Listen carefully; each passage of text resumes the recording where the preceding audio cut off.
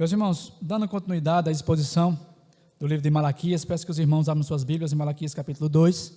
Vamos, nessa oportunidade, ler do versículo 1 ao versículo 4. Desde já quero informar o tema.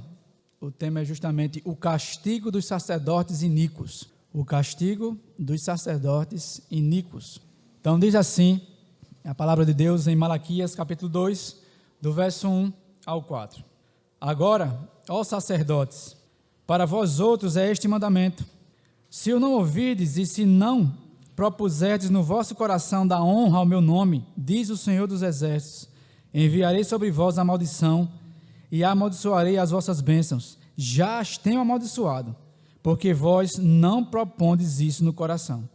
Eis que vos reprovarei a descendência, atirarei excremento ao vosso rosto, excremento dos vossos sacrifícios, e para junto destes sereis levados. Então sabereis que eu vos enviei este mandamento, para que a minha aliança continue com Levi, diz o Senhor dos Exércitos. Amém? Vamos fazer uma oração. Senhor nosso Deus, é com temor e tremor que o teu servo está diante do Senhor, que nós estamos diante de ti. Senhor, usa esse caco de barro, esse que nada é, para transmitir a tua palavra. Vivifica os nossos corações pelo poder da tua palavra. Que o teu Santo Espírito se agrade e nos dá entendimento em fazer com que essa palavra entre pelos nossos ouvidos e desça ao nosso coração, e nos dá a graça e a força para possamos colocá-la em prática. Dá-nos discernimento e entendimento. Que nossos olhos sejam abertos, Senhor Deus, porque os dias são maus, porque a mentira reina. E assim como os dias de Malaquias, Senhor Deus, os sacerdotes, os pastores, os líderes fazem o que bem entendem em tantos lugares espalhados pelo mundo. O temor ao teu nome caiu, pisa no teu nome, por assim dizer. Não há temor de Deus em seus corações, somente o teu nome falado de forma errônea, quebrando assim o teu terceiro mandamento. Senhor, tem compaixão de nós e nos revela a tua palavra. Não dá temor e tremor o teu nome todos os dias da nossa vida, uma vez que o Senhor nos resgatou com preço de sangue e nos deu temor o teu nome. Ajuda-nos pelo poder do teu Espírito, nesse pequeno momento que o Senhor nos concede, de tamanha alegria e honra, em nome de Jesus Cristo. Amém. Meus irmãos, nas duas mensagens anteriores nós vimos o diálogo entre Deus e o povo, em torno do relacionamento deles para com Israel, e também a respeito do culto. Na primeira mensagem, no capítulo 1, não é? Nós vimos que Deus disse que sempre tinha amado o seu povo, e o povo retrucou de maneira cínica: em que o Senhor nos amou? A resposta de Deus foi que seu amor se manifestava na escolha soberana que fizera de Jacó, o pai da nação israelita, e não de Esaú, o pai dos Edonitas, contra quem Deus tinha se voltado para todo sempre. Na segunda parte do capítulo, vem o segundo diálogo. Deus denuncia os sacerdotes, né? A primeira parte vai do 1 ao 5, a segunda parte vai do 6 ao 14. Então vem o diálogo de Deus, denuncia os sacerdotes por não estarem desempenhando adequadamente suas funções. E estavam trazendo animais defeituosos, como nós vimos, e inadequados para as ofertas. Demonstravam uma atitude de desprezo para o culto de Deus, para com o altar do sacrifício, e faziam o seu trabalho com enfado. Estavam entediados, cansados de fazer a obra de Deus, e ainda respondiam de maneira insolente a esta acusação de Deus, que Deus fizera por intermédio de Malaquias, dessa forma: vocês estão profanando o meu culto. E eles diziam: em que estamos profanando o vosso culto? Não é? E nós bem vimos que é justamente na forma desleixada, na forma irreverente, na forma anti-escriturística de prestar o culto a Deus. Então, com atrevimento, eles retrucaram: em que estamos profanando o teu culto? Deus então respondeu, apontando para os sacrifícios defeituosos que eles estavam trazendo e para a falta de zelo no compromisso de suas funções sacerdotais. Agora, meus irmãos, falando mais uma vez por intermédio do profeta, Deus anuncia o castigo dos sacerdotes iníquos, o castigo dos pastores do povo de Deus no Antigo Testamento, por terem se desviado de sua função, levando o povo após si. Mas afinal, diante do que nós lemos, o que denuncia O que a denúncia de Malaquias revela sobre a função dos sacerdotes? Nós podemos dizer em outras palavras, o que Deus esperava deles? Qual é a forma certa? Porque eles estavam fazendo errado, não é? No Antigo Testamento, a função dos sacerdotes levíticos resumia-se basicamente em 3. A primeira delas era oferecer o sacrifício do povo de acordo com a lei de Moisés, o que consistia em cumprir todo o ritual, separando os animais puros ou sem defeito dos impuros e separando as partes que deviam ser queimadas no templo e fora dele. Essa era a primeira função básica do sacerdote. A segunda função, ou tarefa, era guardar o templo e zelar por ele. É curioso observar, isso aqui é uma observação, hoje em dia, as pessoas que se dizem ter o dom de levita, pelo simples fato de saberem tocar um instrumento ou mesmo cantar. Isso é bem comum, há muito. O levita no Antigo Testamento, meus irmãos, não era apenas alguém que sabia fazer isso, era responsável por guardar o templo e zelar por ele. Era a pessoa que limpava o templo e o sangue dos animais, pois eram muitos os animais sacrificados. O levita zelava para que o templo estivesse sempre limpo e organizado.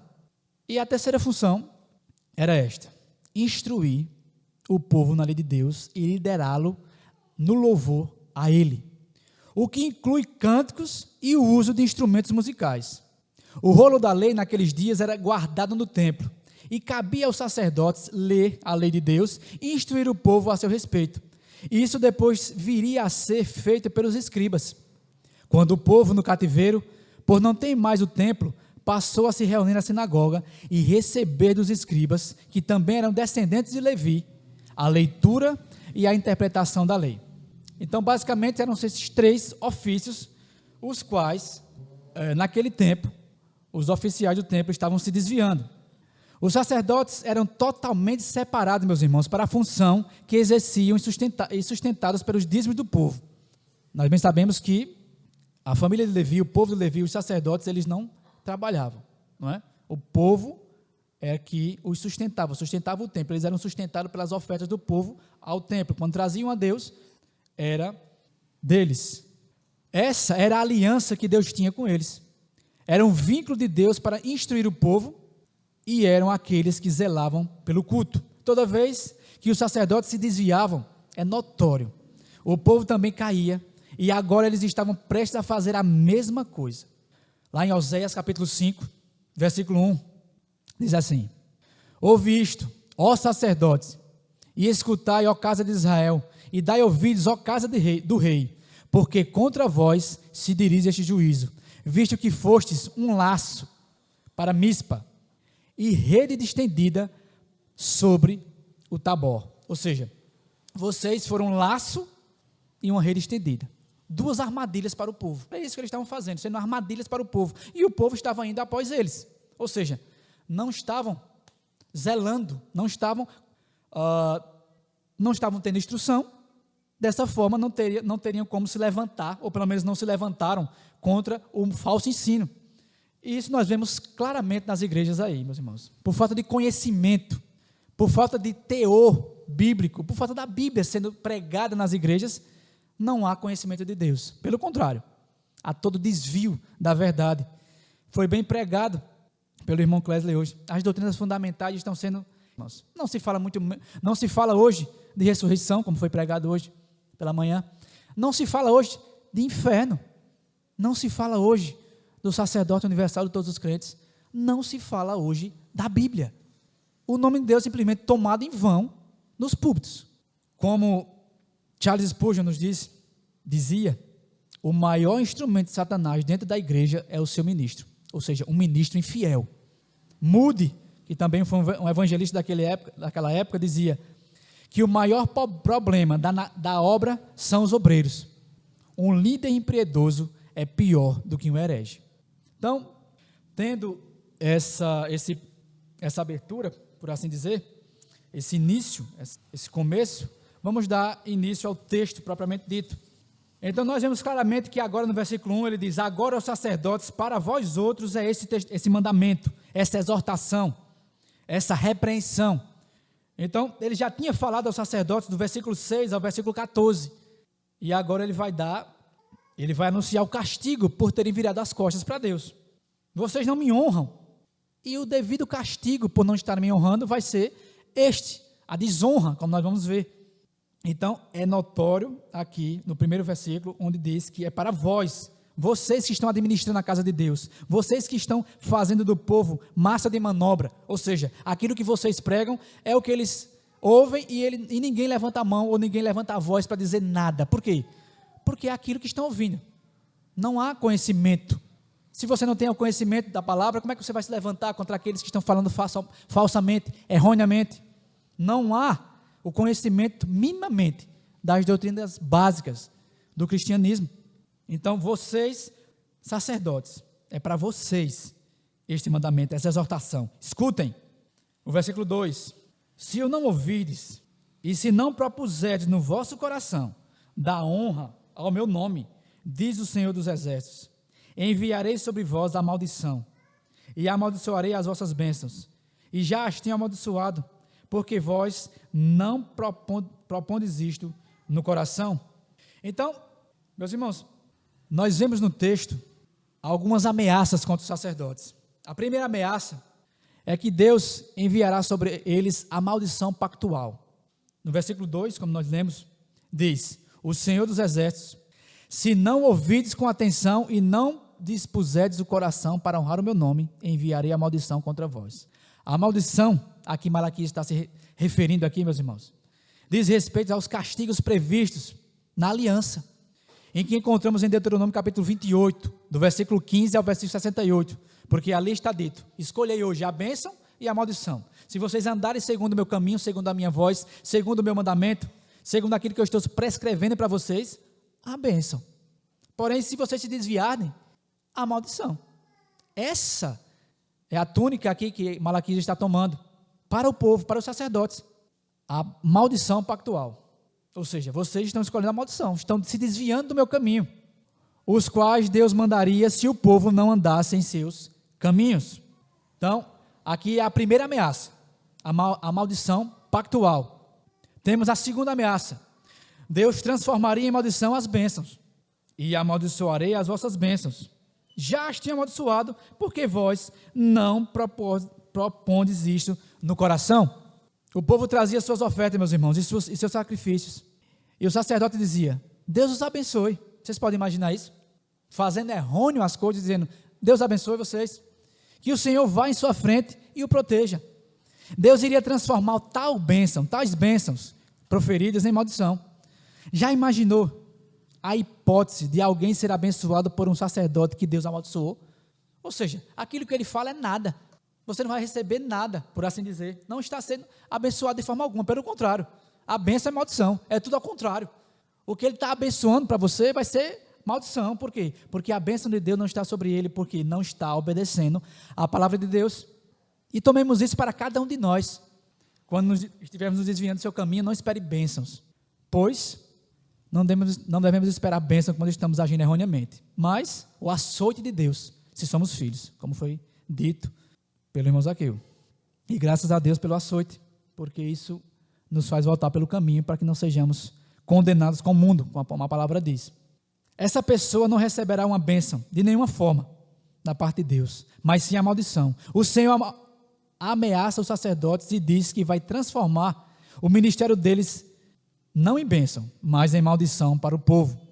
A terceira, Deus afirma que já estão amaldiçoados, ou seja, não irá, já está. É como João diz: vocês já estão condenados. Vocês não vão ser condenados se vocês não crerem em mim, já estão condenados. Então é a mesma coisa aqui, vocês já estão amaldiçoados. Eu já tenho amaldiçoado vocês. Eu já os tenho amaldiçoado, porque vós não propuserdes isso no coração. Aqui se encontra a causa da miséria que o povo estava sofrendo. O povo estava reclamando de Deus, dizendo que o Senhor não os amava, não era fiel nem justo, pois servia ao Senhor e ao mesmo tempo serviam a Deus e ao mesmo tempo estavam ficando pobres e se achavam sob o domínio dos inimigos. Mas aqui está a causa disso. Deus já estava amaldiçoando o povo e as suas bênçãos dos sacerdotes. Por quê? Por causa do ministério corrupto daqueles que deveriam conduzir o povo a Deus. Deus estava cumprindo os termos da aliança. Então é isso que essas três maldições, por assim dizer, não é? Estavam sobre o povo. Já no versículo 2, nós identificamos essas três maldições, ou ameaças. O versículo 3 nos diz assim: eis que vos reprovarei a descendência, atirarei excremento ao vosso rosto, excremento dos vossos sacrifícios, e para junto destes sereis levados. Aqui, meus irmãos, está a quarta maldição ou a quarta ameaça. Deus reprovaria a descendência dos sacerdotes. A palavra descendência no hebraico é semente. Assim, essa expressão pode ser interpretada, meus irmãos, de duas maneiras. Primeiro, pode ser que as colheitas seriam fracas, já que é semente, né? Que as colheitas seriam fracas, fazendo os dízimos e ofertas diminuírem. Desta forma, o sustento do sacerdote seria cortado. Segundo, que é o que nós cremos que seja, pode significar a posteridade, não é? Eis que reprovarei a vossa descendência, reprovarei a descendência de vocês, a sua prole, a sua posteridade. Por mais que signifique semente, está mais claro aqui que aqui é a descendência, e não a semente, não a plantação, mas a própria descendência dos sacerdotes, a sua posteridade. Deus iria desprezá-los publicamente.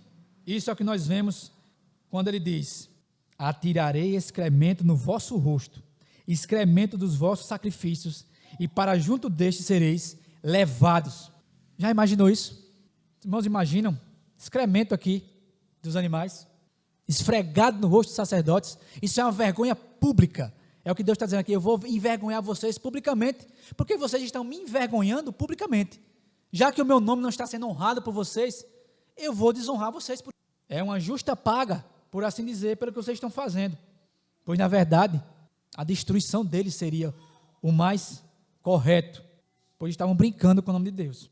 O esterco dos animais no sacrifício deveria ser removido do santuário, queimado fora do arraial, como nós vemos em Êxodo capítulo 29, versículo 14, em Levítico 4, versículo 11. Contudo, para Deus, os que ofereciam sacrifícios sem valor eram tão revoltantes que eles e seus sacrifícios deveriam acabar no depósito de esterco, ou seja, fora do arraial, longe da presença de Deus. Como eles trouxeram o pior para Deus, agora eles receberiam o pior de Deus. Como eles afrontaram a Deus, agora são desonrados por Deus. Jogar algo no rosto de uma pessoa era uma ofensa muito grave. Deus envergonha publicamente, ou iria envergonhar publicamente os sacerdotes. Deus está fazendo ou dizendo que os sacerdotes teriam a mesma sorte que as entranhas ou os excrementos que eram levados para fora, ao campo e queimados. Assim, os sacerdotes culpados seriam retirados da comunidade e destruídos. É isso que Deus está dizendo, meus irmãos. E quando ele diz: e para junto destes sereis levados, como diz aqui no finalzinho do versículo 3, para Deus, os que ofereciam sacrifícios sem valor eram tão desprezíveis que eles e seus sacrifícios deveriam acabar no depósito de esterco, longe da presença de Deus. Os sacerdotes seriam tirados do templo e seriam lançados numa montanha de excremento. Os sacerdotes seriam depostos e não mais poderiam continuar no ministério, visto que seriam rejeitados por Deus. Já estavam sendo rejeitados, pois suas bênçãos eram maldição para o povo. Então, meus irmãos, uma reflexão. Há muitos líderes hoje que estão vivendo na prática do pecado e ao mesmo tempo estão pregando, aconselhando, ministrando a ceia do Senhor. Esses ministros parecem com suas consciências cauterizadas e anestesiados pelo ópio do pecado. Eles perderam a capacidade de ouvir a voz de Deus, embora estejam pregando a palavra de Deus.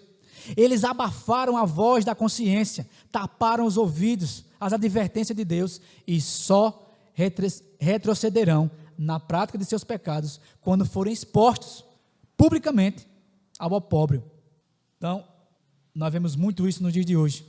A brincadeira, o malabarismo com o nome de Deus, com a palavra de Deus.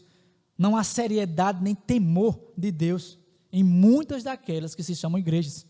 No Brasil, fora do Brasil, no nosso Nordeste, em todas as regiões do Brasil. Se está espalhado pelo mundo, imagine pelo Brasil. Isso é uma lástima. E o último versículo, meus irmãos, nos diz: então sabereis que eu vos enviei este mandamento, para que a minha aliança com Levi, então sabereis que eu vos enviei este mandamento, para que a minha aliança continue com Levi, diz o Senhor dos Exércitos. Então, aqui, esse sabereis pode ser conhecereis, que eu vos enviei este mandamento ou esta repreensão. Quando vocês sofrerem isso aqui, se atentem. Vocês vão se atentar, na verdade, porque vão saber que foi eu que estou falando e vou fazer o que estou falando. Vocês só vão se dar conta disso quando forem apanhados, quando acontecer isso com vocês. Pois se preparem, porque vai acontecer. E vocês vão lembrar do que eu falei. Aqui vemos uma liderança que só atenta para Deus quando é tarde demais. Muitos ministros e líderes vão continuar desonrando a Deus, desprezando sua palavra, até serem apanhados e envergonhados em público. Como disse, meus irmãos, nosso tão conhecido Augusto Nicodemos, há muitos líderes doentes emocionalmente, há outros que estão perdidos doutrinariamente, há aqueles que entram no ministério por motivos equivocados e inconfessos, há também outros que fizeram do ministério uma fonte de lucro, pois não é claro se evangelizam para arrecadar dinheiro ou se arrecadam dinheiro para evangelizar.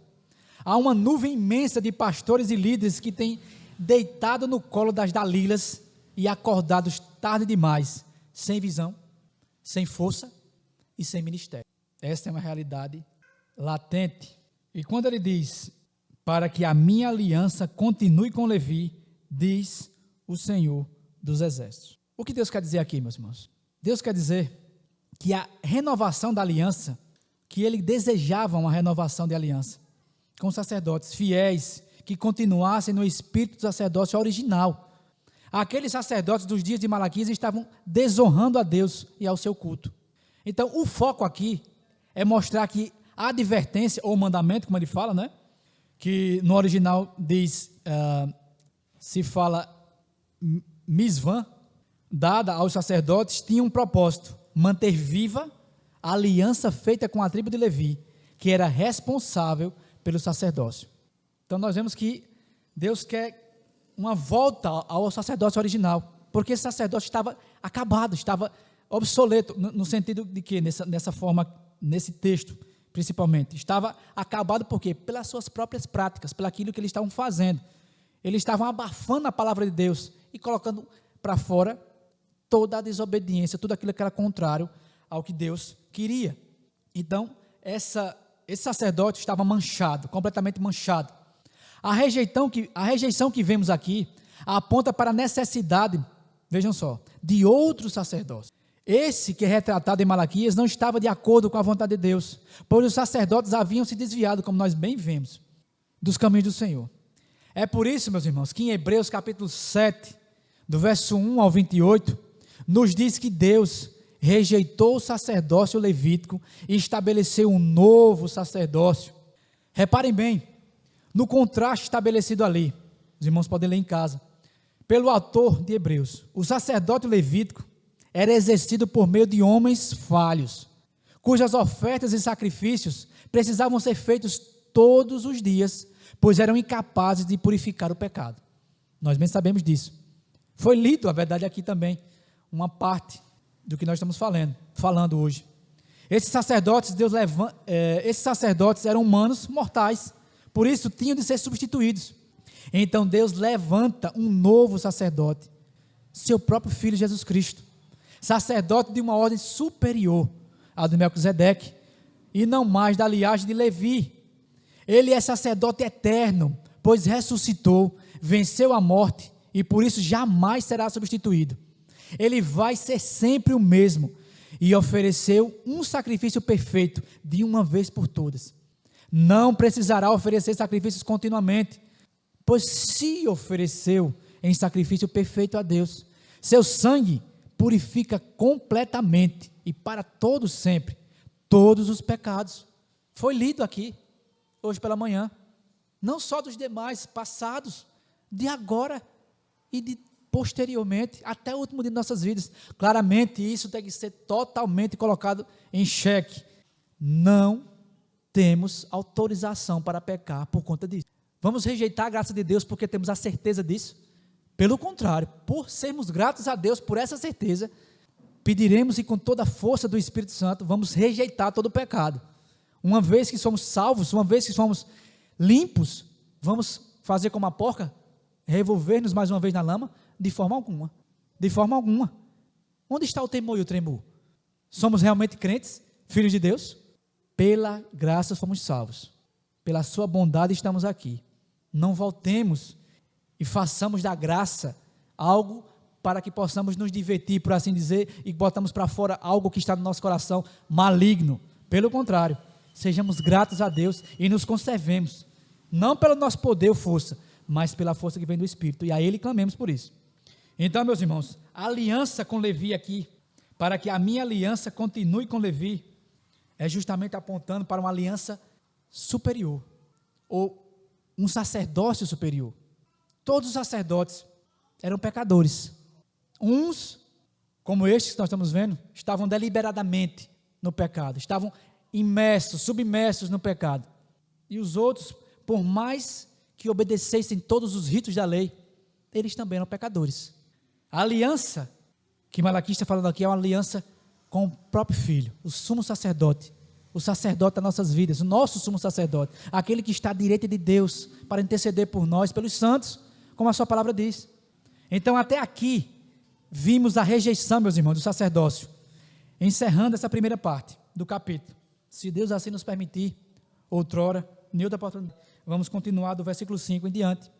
E assim, vamos dar continuidade à exposição, permitindo Deus. Então, nós vimos o castigo anunciado por Malaquias para os sacerdotes iníquos, aqueles que estavam virando as costas para Deus, aqueles que estavam fazendo da palavra de Deus, dos mandamentos de Deus, os seus próprios, por assim dizer, fazendo da sua vontade aquilo que deveria ser exposto no templo, e isso não era o que Deus queria. Então aqui vem o castigo de Deus para tais sacerdotes.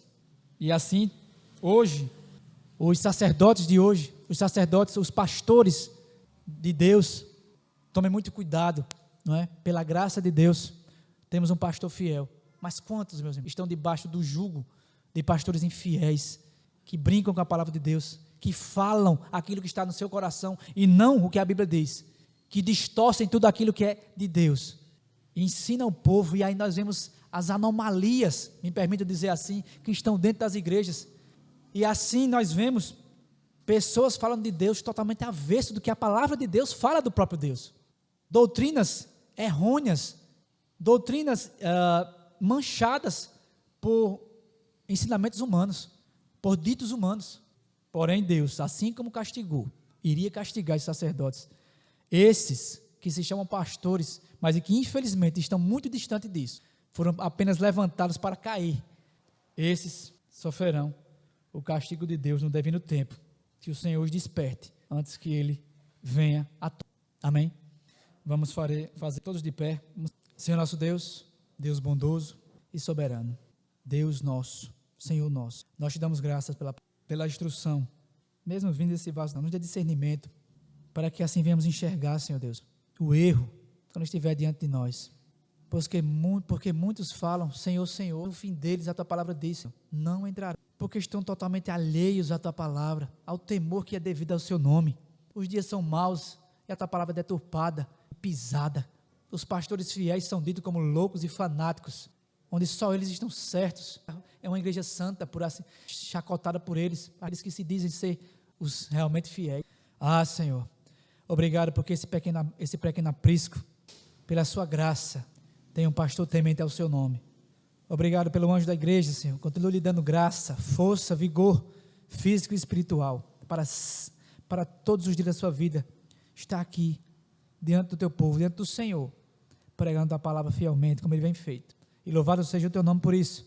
É uma honra, é um privilégio, é um prazer ouvir a tua palavra dita fielmente, e nós só podemos dita fielmente.